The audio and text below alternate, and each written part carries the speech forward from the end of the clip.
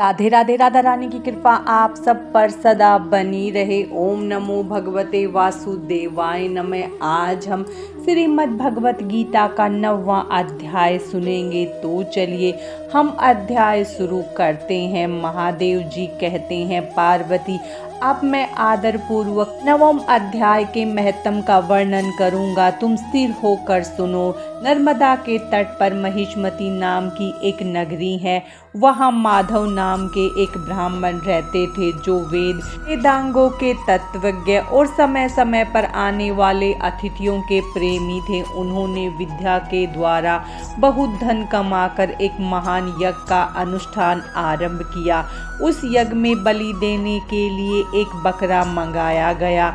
जब उसके शरीर की पूजा हो गई तब सबको आश्चर्य में डालते हुए उस बकरे ने हंसकर उस स्वर से कहा, ब्राह्मण, इन बहुत से यज्ञों द्वारा क्या लाभ है? इनका फल तो नष्ट हो जाने वाला है तथा ये जन्म, जरा और मृत्यु के भी कारण है।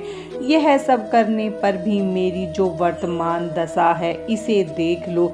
बकरे के इस अत्यंत कौतूहलजनक वचन को सुनकर यज्ञ मंडप में रहने वाले सभी लोग बहुत ही विस्मित हुए। तब वे यजमान ब्राह्मण हाथ जोड़कर अपलक नेत्रों से देखते हुए बकरे को प्रणाम करके श्रद्धा और आदर के साथ पूछने लगे। ब्राह्मण बोले, आप किस जाति के थे? आपका स्वभाव और आचरण कैसा था तथा किस कर्म से आपको बकरे की योनि प्राप्त हुई? यह सब मुझे बताइए। बकरा बोला, ब्राह्मण, मैं पूर्व जन्म में ब्राह्मणों के अत्यंत निर्मल कुल में उत्पन्न हुआ था। समस्त यज्ञों का अनुष्ठान करने वाला और वेद विद्या में प्रवीण था। एक दिन मेरी स्त्री ने भगवती दुर्गा की भक्ति से विम्न होकर अपने बालक के रोग की शांति के लिए बलि देने के निमित्त मुझसे एक बकरा मांगा। तत्पश्चात जब चंडिका के मंदिर में वह बकरा मारा जाने लगा, उस समय उसकी माता ने मुझे शाप दिया, ओ ब्राह्मणों में नीच पापी, तू मेरे बच्चे का वध करना चाहता है, इसीलिए तू भी बकरे की योनि में जन्म लेगा। श्रेष्ठ, तब कालवश मृत्यु को प्राप्त होकर मैं बकरा हुआ। यद्यपि मैं पशु योनि में पड़ा हूँ तो भी मुझे अपने पूर्व जन्म का स्मरण बना हुआ है। ब्राह्मण, यदि आपको सुनने की उत्कंठा हो तो मैं एक और भी आश्चर्य की बात बताता हूँ। कुरुक्षेत्र नाम का एक नगर है जो मोक्ष प्रदान करने वाला है। वहाँ चंद्रशर्मा नामक एक सूर्यवंशी राजा राज्य करते थे।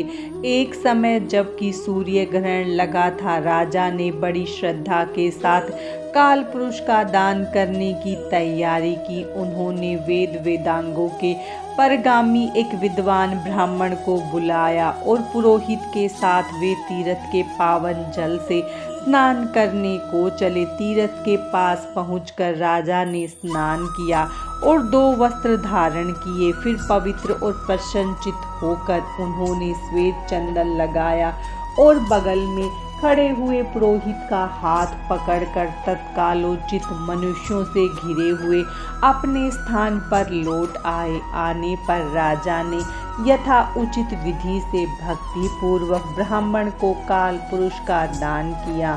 तब काल पुरुष का हृदय चीरकर उनमें से एक पापात्मा चांडाल प्रकट हुआ। फिर थोड़ी देर के बाद निंदा भी चांडाली का रूप धारण करके काल पुरुष के शरीर से निकली और ब्राह्मण के पास आ गई। इस प्रकार चांडालों की वह जोड़ी आंखें लाल किए निकली और ब्राह्मण के शरीर में हठात प्रवेश करने लगी। ब्राह्मण मन ही मन गीता के 9वें अध्याय का जप करते थे और राजा चुपचाप यह सब कौतुक देखने लगे। ब्राह्मण के अंतःकरण में भगवान गोविंद शयन करते थे, वे उन्हीं का ध्यान करने लगे। ब्राह्मण ने जब गीता के 9वें अध्याय का जप करते हुए अपने आश्रयभूत भगवान का ध्यान किया, उस समय गीता के अक्षरों से प्रकट हुए विष्णु दूतों द्वारा पीड़ित होकर वे दोनों चांडाल भाग गए, उनका उद्योग निष्फल हो गया। इस प्रकार इस घटना को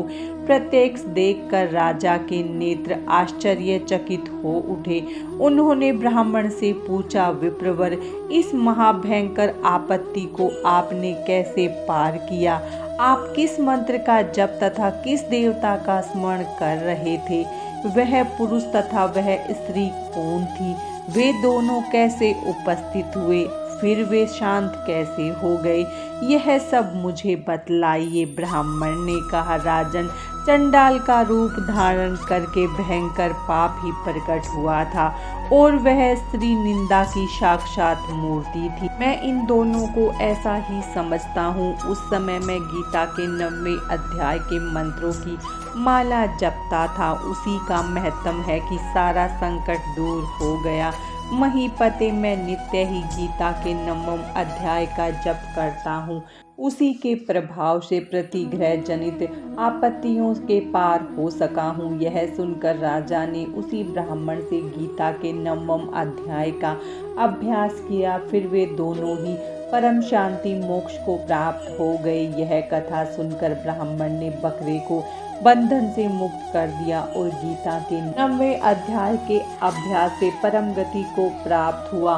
उसके उपरांत श्री कृष्ण भगवान बोले, हे अर्जुन, तुझ दोष दृष्टि रहित भक्त के लिए इस परम गोपनीय ज्ञान को रहस्य के सहित कहूँगा कि जिसको जानकर तू दुख रूप संसार से मुक्त हो जाएगा। यह ज्ञान सब विद्याओं का राजा तथा सब गोपनीयों का भी राजा एवं अति पवित्र, उत्तम, प्रत्यक्ष फल वाला और धर्म युक्त है।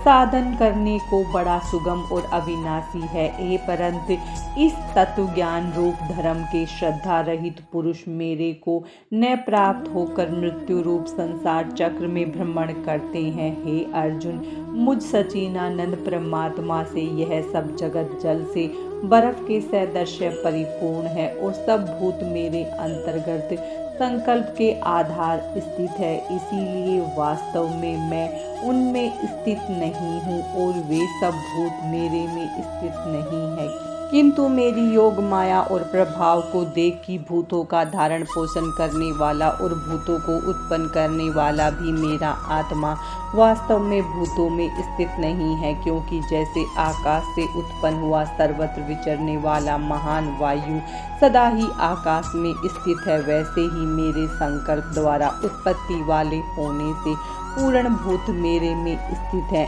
ऐसा जान, हे अर्जुन, कल्प के अंत में सब भूत मेरी प्रकृति को प्राप्त होते हैं, अर्थात प्रकृति में लय होते हैं और कल्प के आदि में उनको मैं फिर रचता हूँ।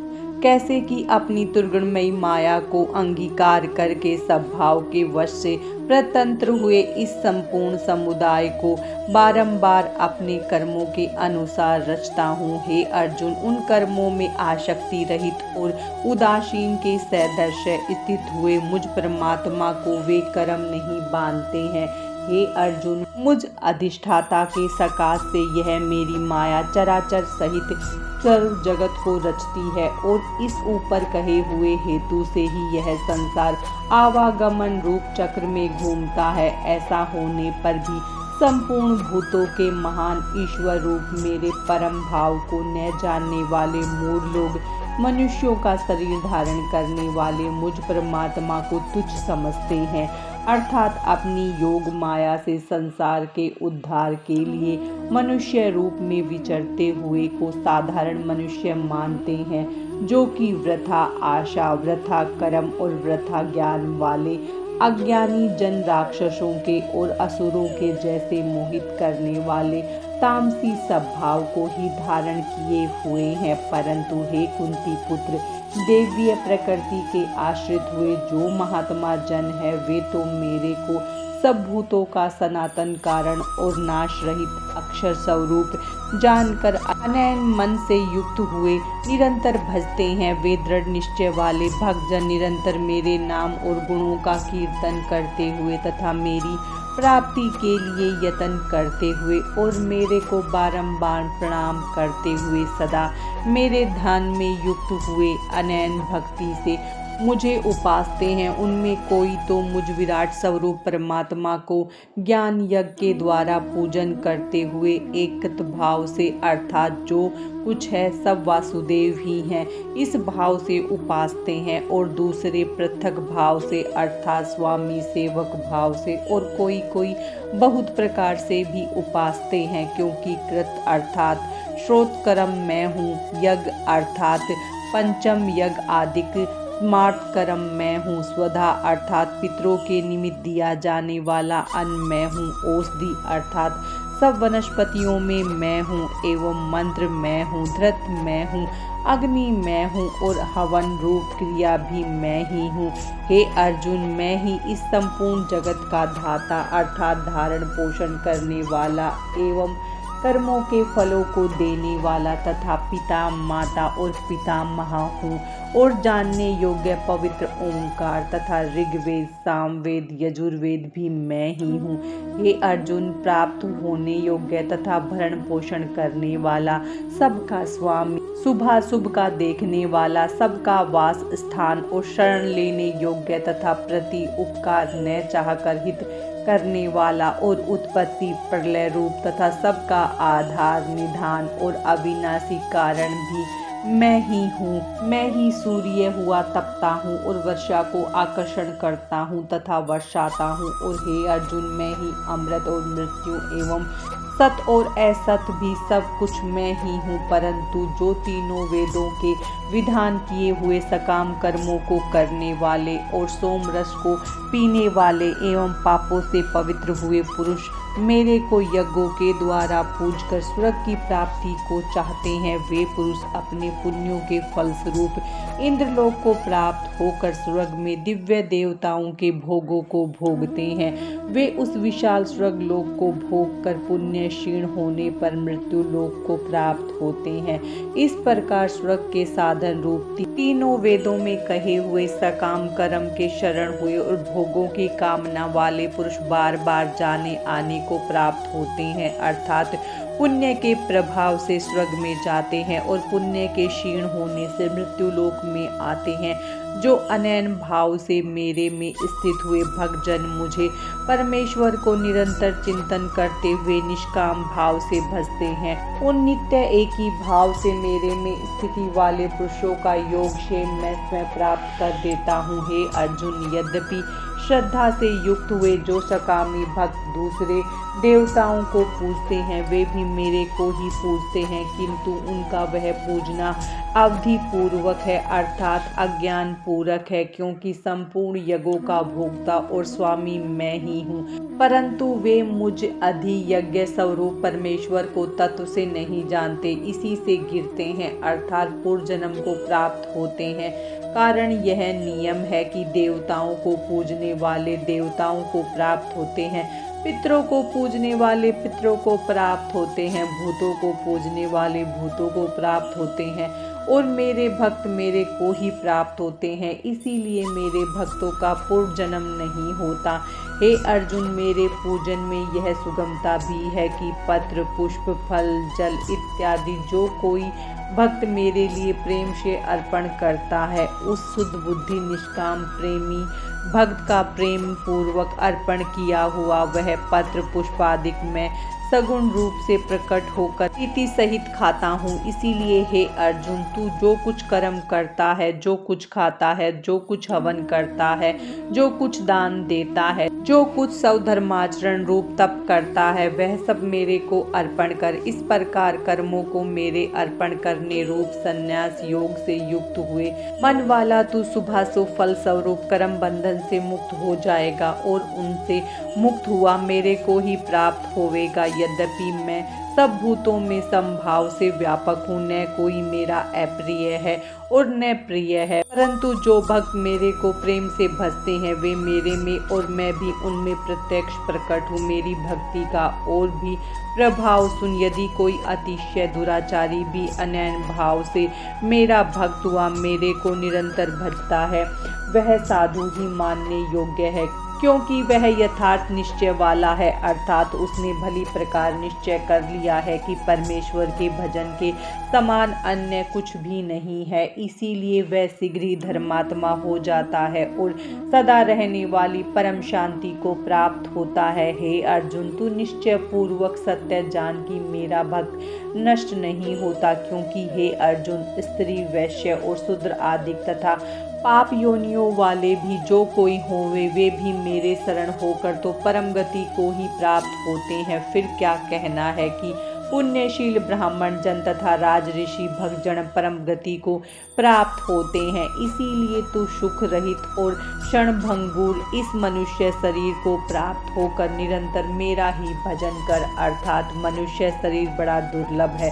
परंतु हे नाशवान और सुख रहित, इसीलिए काल का भरोसा न करके तथा अज्ञान से सुख रूप भासने वाले विषय भोगों में न फंसकर निरंतर मेरा ही भजन कर केवल मुझ सच्चिदानंद वासुदेव परमात्मा में ही अनन्य प्रेम से नित्य निरंतर अचल मन वाला हो और मुझ परमेश्वर को ही श्रद्धा प्रेम सहित निष्काम भाव से नाम गुण और प्रभाव के श्रवण कीर्तन मनन और पठन पाठन द्वारा निरंतर भजने वाला हो तथा मुझ शंख चक्र गदा पद और करीट कुंडल आदि भूषणों से युक्त पीतांबर वनमाला और कौस्तुभ मणिधारी विष्णु का मन वाणी और शरीर के द्वारा सर्वस्व अर्पण करके अतिशय श्रद्धा भक्ति और प्रेम से विहलता पूर्वक पूजन करने वाला हो तथा मुझ सर्वशक्तिमान विभूति बल ऐश्वर्य माधुर्य गंभीरता उदारता वात्सल्य और सुहृदयता